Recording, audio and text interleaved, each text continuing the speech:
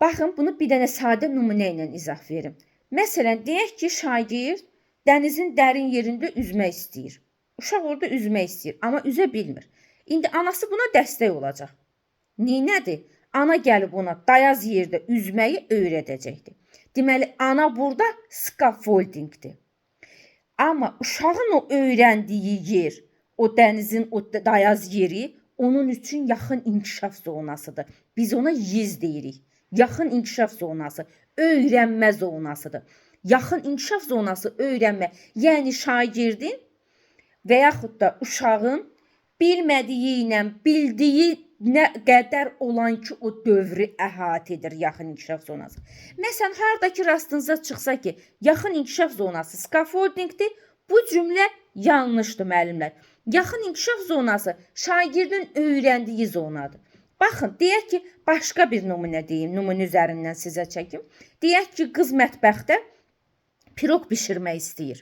Amma bişirə bilmir. Məsələn, müəyyən yerə qədər gəlir deyək ki, oradan o tərəfə anasından dəstək almağa başlayır ki, ana deyəcək ki, burada şəkər tozu ilə yumurtanı ağardacaqsan, sonra onu, yəni burada neynədir? Ana ona scaffoldinglik elədi. Scaffolding etmək onun əlindən alıb o işi onun əvəzinə yerinə yetirmək deyil. Sadəcə olaraq istiqamət vermək, dəstək göstərmək, körpü rolu oynayacaq onun üçün orada, nərdivan rolu oynayacaq və dəstəyi çəkəcək.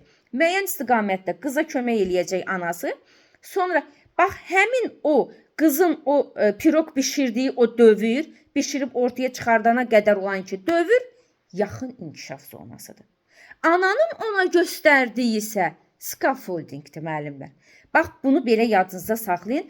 Məsələn, olur ki, çaşdırıcı testlərdə qoyurlar ki, scaffolding yaxın inkişaf zonasıdır. Deyil. Scaffolding müəllimin şagirdə göstərdiyi müvəqqəti dəstəkdir. Müvəqqəti körpü rolu oynamasıdır. Yəni, yaxın inkişaf zonası isə şagirdin o öyrənmə zonasıdır. Hansı ki, o bildiyi ilə bilmədiyi arasındakı deməli, bildiyi ilə bilmədiyi öyrəndiyi deməli yer arasındakı o məsafədir ki, şagird bildiyi ilə bilmədiyindən bildiyinə qədər gedilən o deməli öyrənmə yeridir ki, ona biz yaxın inkişaf zonası deyirik.